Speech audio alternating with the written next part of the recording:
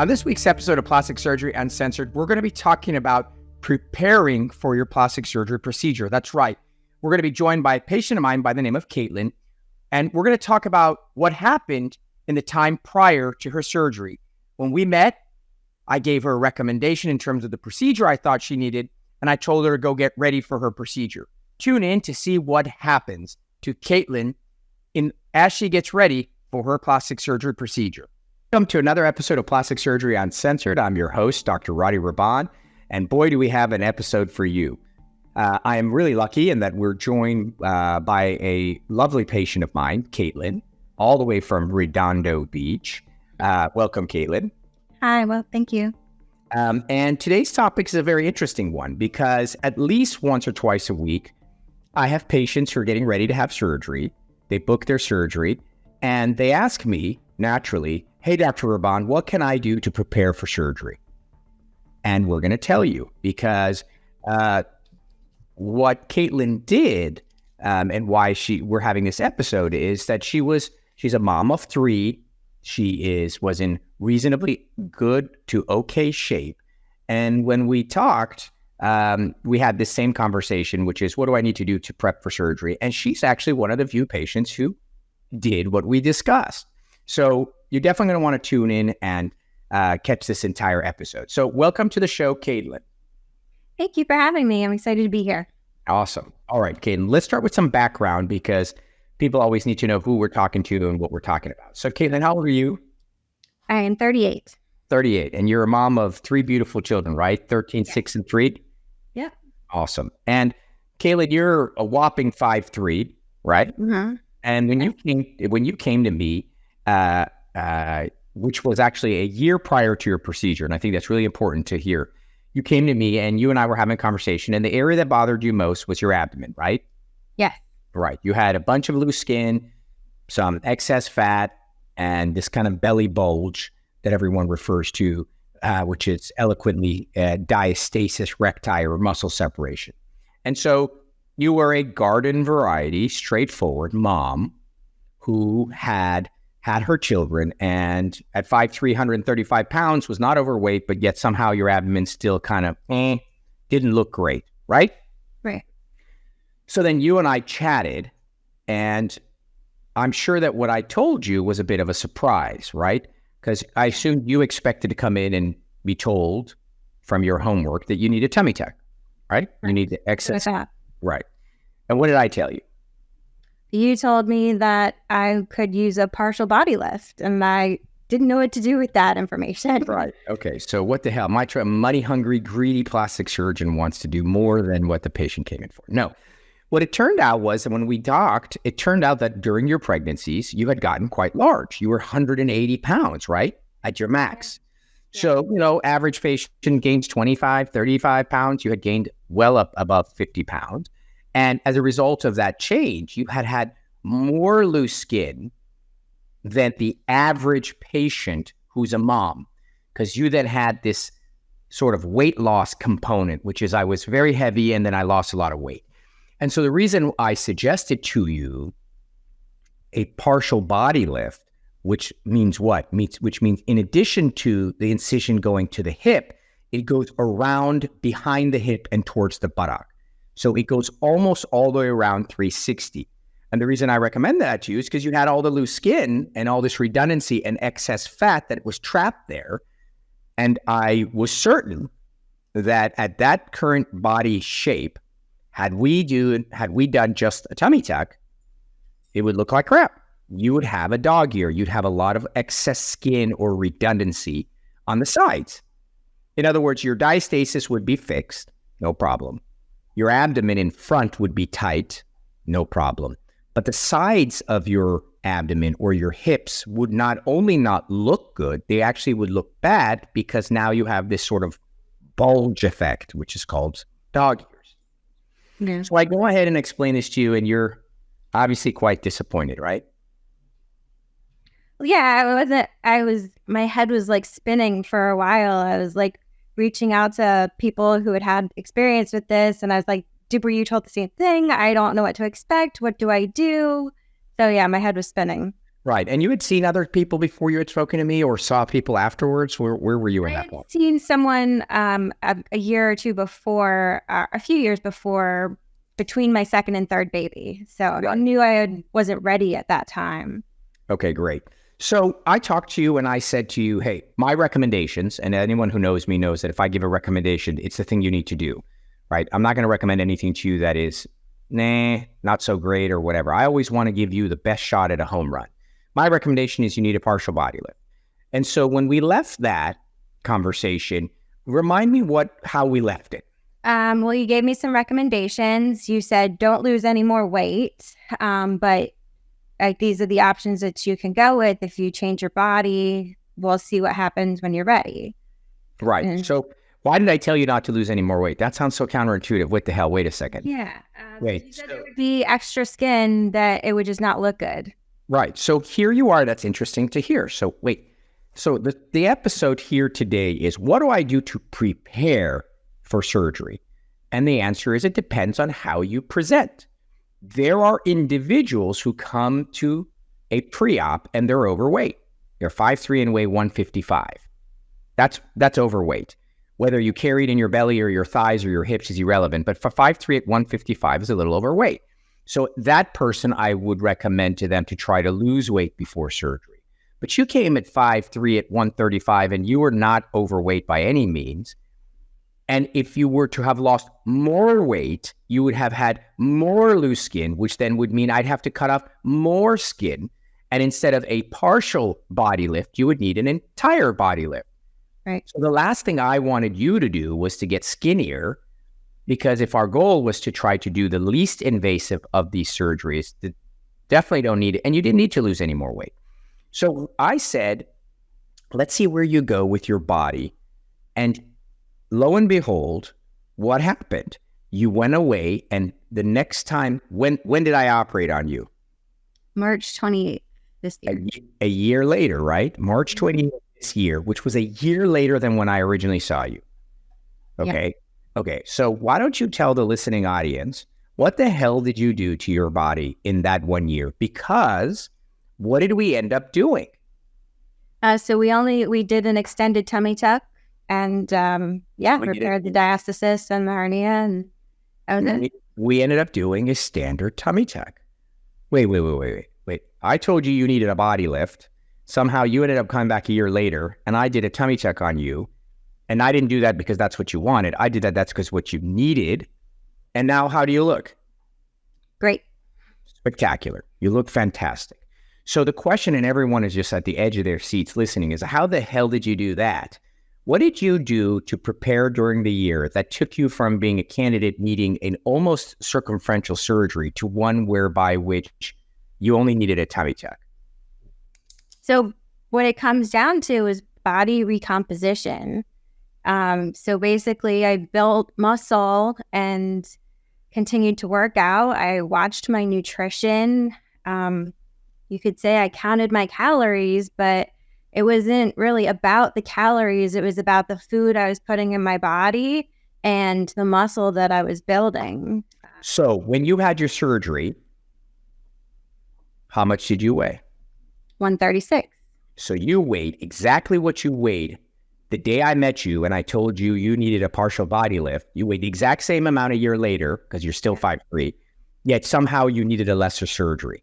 And the reason is you got fit. Now listen carefully. That's the answer. I don't think people understand what recomposition means. It sounds too sexy. No. What happened is, plain and simple, you got fit, not skinny, fit. So that was the key. The key is you built muscle mass. You went and worked out, and you can only build muscle mass and you can only get fit if you eat well. You cannot get fit by working out. That's true. You can work out until you're blue in the face. If you don't eat right, it's not going to matter. You cannot, I want everyone to listen, you cannot get fit by working out. You can only get fit by eating right and working out. And so what I the reason why I said, oh my God, holy shit, you look incredible. And what did I say to you? I said, I need you on my podcast. The reason why I have asked you here today is because people constantly ask me, how do I get ready? What do I do to prepare? I have 3 months. I have 6 months. I have 9 months. What should I do? What should I do? What supplement should I start taking?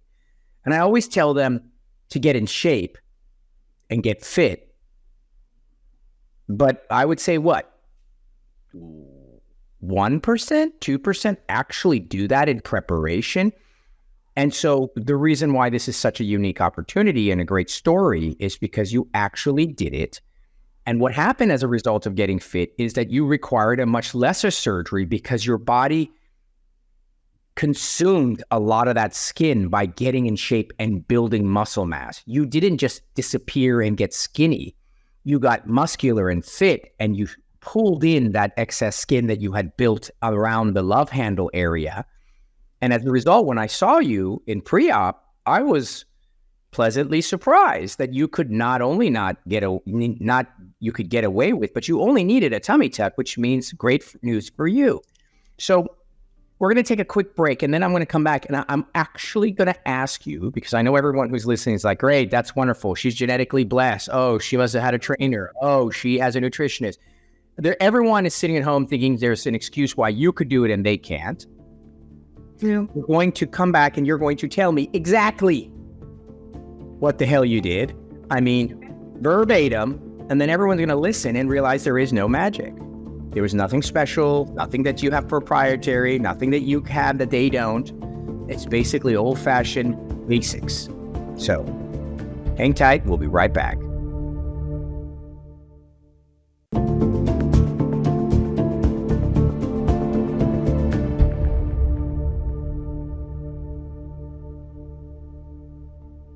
Welcome back to the second half of Plastic Surgery Uncensored. All right, so we're catching up with Caitlin, the super mom, who basically worked herself out into requiring a much lesser surgery. And Caitlin, what everyone is waiting for is your magic. What was the magic?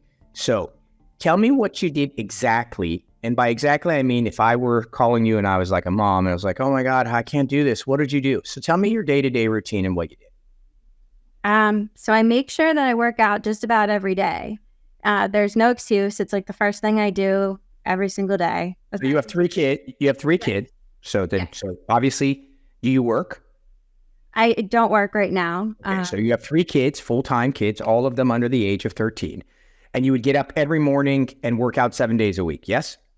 Not 7 days a week, but 5 to 6 days a week. You have to take a rest day. It's really important. Okay, so you would work out 5 days a week. You do it in the morning before the kids got up. You did it in between when they were in school. You did it. When did you squeeze? Let me ask you this first. How long did you work out in a given day?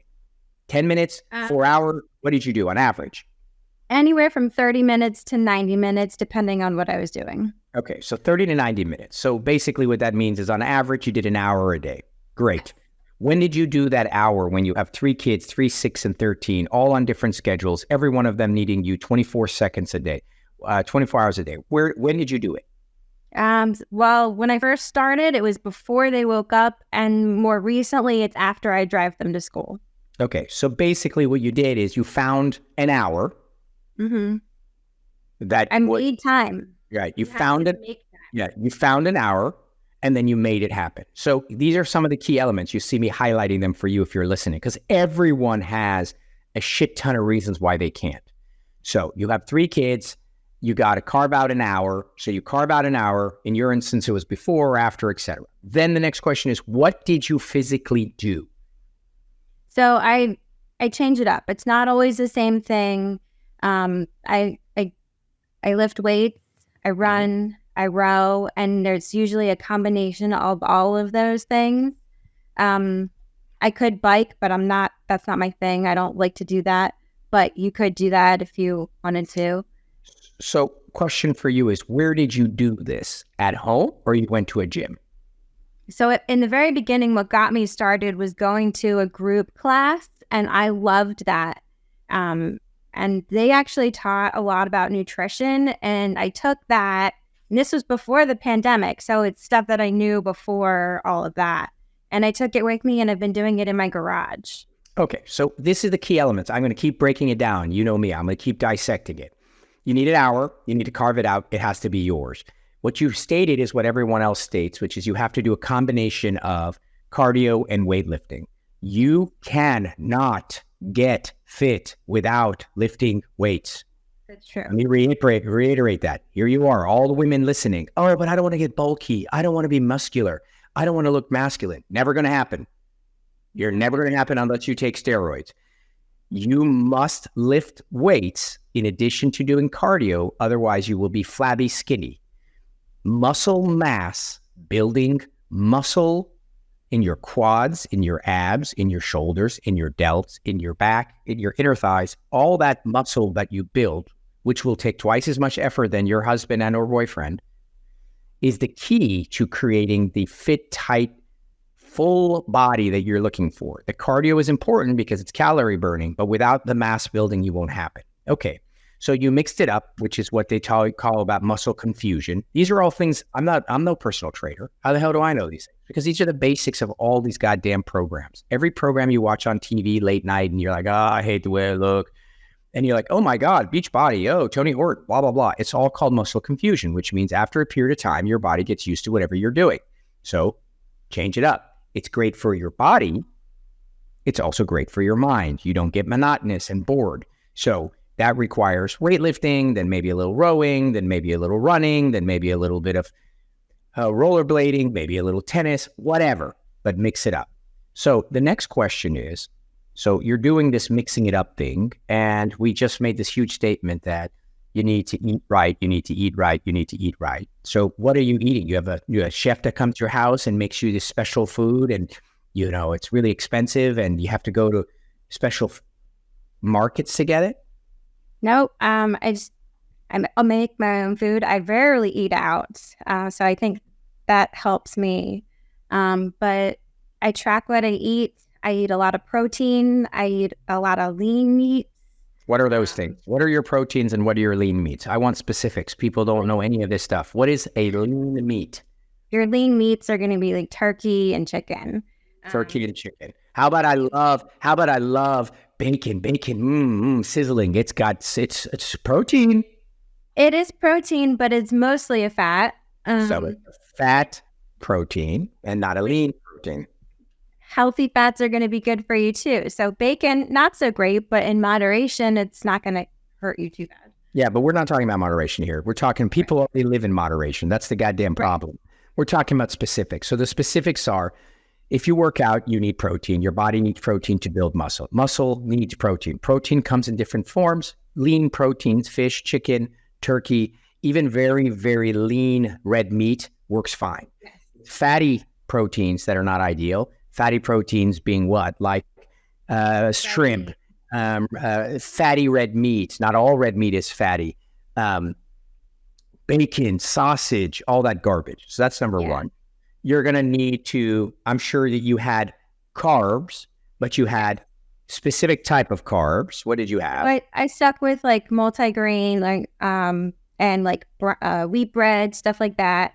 Lots you of weren't having vegetables. You weren't having a bunch of potato chips.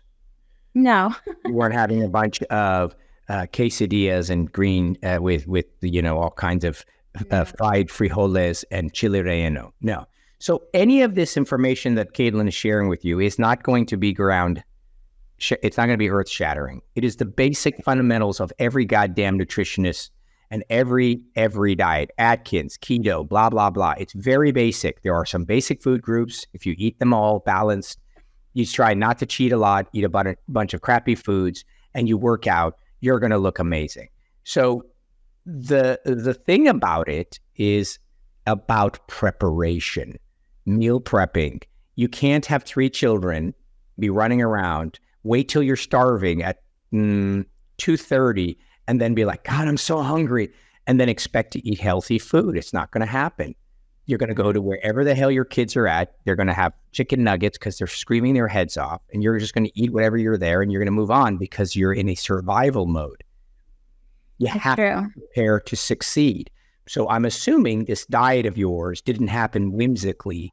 You didn't just randomly get hungry and go in the refrigerator and then have this incredible, quinoa salad. You must have prepped for it, right?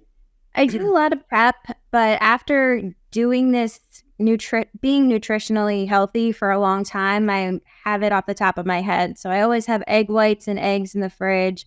I always have chicken. A lot of times we'll grill a few pounds of chicken. So we have grilled chicken in the fridge ready to eat, put on salads. Sometimes I go with lunch meat, but that's full of sodium. So I try to stay away from that for the most part. But lean turkey is still really good for you. And then, a lot of grilled chicken in the evenings with sweet potatoes, lots of vegetables, salads. Sounds so boring. It's not that boring. It honestly, if you just add the right seasonings and flavor, it makes you feel so much better that you won't want to go back to burgers and fries. All right. So here you are. You come to see me. You get on this incredible diet and exercise kick. And what do you know? You still needed surgery. Yeah. Why is that? You should have been able to just magically make it all go away. Your 3 children, the loose skin, the separated muscles should have just vanished, right? Wouldn't that be nice? But that's not the case. And the case is that the purpose of this dialogue here today is not to tell you what to do in order not to have surgery. It's to tell you what to do in preparation for surgery. Yes. The answer is that by being in shape and looking your very best, when I do surgery, you look incredible because your base and foundation is outstanding. And so none of it is surprising or none of it is a secret and none of it is proprietary, meaning nobody else has access to it. And none of it requires money. It isn't about, I'm not rich enough or I don't have resources. I'm paycheck to paycheck. It's all about choices, planning and choices. Do I buy chicken breasts or do I buy bacon? Do I buy quinoa or do I buy Uncle Ben's rice? Do I buy wheat or do I buy white bread? Do I go and sit on my sofa and watch some Netflix or do I get on a rower for 20 minutes? These are all choices. And the fact of the matter is that most people do not have the discipline. They just don't want that. That's all it is. There is nothing else there other than discipline. The key to all of this is getting enough momentum, getting over the hump that it becomes routine. Notice what Caitlin says. At the beginning, she meal prepped, and now it's just a way of life. In other words, she just has it down to a routine. And that's how it happens with all things. You're not going to love eating healthy at first because you don't know how to do it right. You're not going to like working out because you're going to be sore and tired. But eventually, if you stick to it and you wait it through, you're going to find that whatever it is that you're doing is now just the way you do it. It's just the new you. Now, question for you, is your husband overweight? No. Is your husband in shape? He is. He wasn't, but I think that watching me, he got inspired. So what does that tell you? That tells you it's very difficult for an individual who lives in a home with another person to change their lifestyle while the other person is living a different lifestyle. Like if your husband or your partner wants to eat, French fries and chicken nuggets, and you want to have lean protein and broccoli, that's twice as much work. You have to cook twice. Yeah. So what you really want is someone to get on board with you. So your family as a whole is living this lifestyle. So it's effortless because that's just the way we all live, as opposed to you being on an island by yourself, trying to get in shape while everyone around you is swimming around with sharks. Yeah, that's hard. That's how it was at first. And it's always difficult when you have to make those choices for yourself when everybody else isn't making those choices and you're making multiple meals and you're the one that's leaving the living room to go work out and they're watching TV. But so then the next question is, what is the motivation? What drives you? So you come and see me, you're 5'3", you weigh 135 pounds, so you're not overweight. You've had 3 kids, so you have a great excuse. And I can fix it by operating on you, and it just needs to be a longer, bigger surgery than maybe you wanted. Why not just go under the knife and call it a day? What motivated you to do all this crap and look this good? What drove you? Well, what drove me was really, I want to be there and do things with my kids. I was sitting on my front step one day watching my oldest when she was younger, and she wanted me to play with her and run around, and it was too hard. And I was like, this is ridiculous. I'm young. I should be able to get up and run around with her. And me not wanting to because of how I feel and my weight, it wasn't a good enough excuse. So I made a change. And now I run around and I play with them. I pick them up. I just throw them in the air. I feel strong and I love that. And I wouldn't trade it for the world. So I keep it up because I want to feel like this as long as I can. Okay. So the answer is something has to be important enough to drive you to do this for yourself. And many, many, many, many times people do things for people they love. They quit smoking for their life partners. They stop eating for their life partners. They do a lot of things for other people because they love other people. And that's the beauty of selflessness, is you won't do it for yourself, but you'll do it for someone else. And so what you need to do is, the moral of the story is, number one, find an inspiration. It's your child, it's your grandfather, it's whoever. Second, create a plan that has a potential for success. Actually plan it out, map it out. Map out, what am I going to do? How many times a day? From when to when? What am I going to eat? Where am I going to order it from? How am I going to get it ready? If you do not plan it, you will 1000% never get there. And then you have to stick to it for a long enough period of time that you can get over the inertia or the momentum of the initial, I don't like this is not feeling comfortable. And if you do that, those 3 key steps, you too can have a transformation and be what we refer to as be fit. And in some instances, you will need surgery. In other instances, you'll just have a better outcome from surgery. But there's no question that that's critical in order to feel your best, which then ultimately, obviously, looking your best is helpful. Yeah. Caitlin, anything else that you would want to impart to people listening about the so-called, how do I get ready for surgery? Since you clearly had it down when you did yours. I didn't do it alone. I definitely had help. I had friends. I looked for help. I found people who were able to point me in the right direction and give me nutritional advice. And even though I wasn't doing that this entire time, it was great in the beginning. So if you join a gym or you get a nutritionist, it's not forever. It's just to help you get on the right path. And then you just keep it going, because I found that it was really helpful for me. Yeah, that's true. Having support always helps whenever you're trying to take on a new challenge. So that's a great piece of advice, whether that's in a group session to do it online or whether or not you get someone else to join in on you. And we call that accountability. We like accountability because there's other people invested in this. And then you kind of feel like, well, shit, I got to go. Also, I've seen a lot of women who are upset because they think they can't work out because they have diastasis.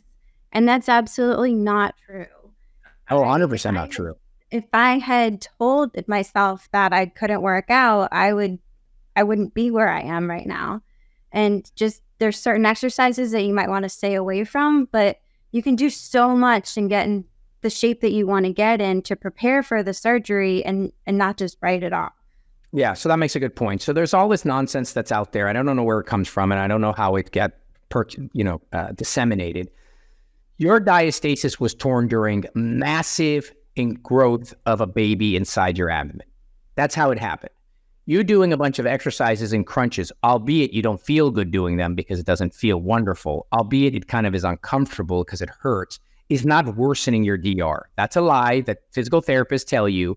Your DR isn't going to be one day like you're doing an exercise. You're like, oh shit, it was 6 centimeters. Now it's 9 centimeters. It's a lie. That's never going to happen. Unless you have another baby inside your abdomen, your DR is your DR. So absolutely, there are exercises. You can do anything you want. And there are certain exercises that will be difficult to do because your DR is there. But it's not, there's no reason you can't exercise. And you're absolutely right, Caitlin, that a lot of people use that as a crutch to be like, oh, I can't because I got this DR. And, without getting the DR fixed, I can't get in shape. It's like this chicken or the egg. Clearly, you had pretty decent DR. And here you are. You got in great shape. And I did the surgery. So what was the magic there? None whatsoever. All right. Well, that was great. Hopefully people found it useful.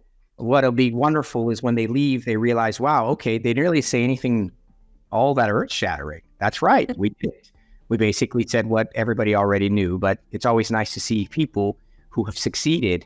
And that's the reason why having you on was so helpful, because if I said everything we just said without you on with us, it would have just me babbling. But with you on here, now there's no excuse because you're living proof that it's doable. So thank you very, very much. I'm happy that you look amazing. And I look forward to seeing you at your last and final follow-up. I can't wait. Thank you for having me. All right, guys. Well, that wraps up another episode of Plastic Surgery Uncensored. And as always, if you love the show, do me a favor. Please, please, please share it with those that you love and know. Subscribe, download, write something nice, and write a review and tell us you love us. All right, until next week, signing off, Dr. Roddy Rabad.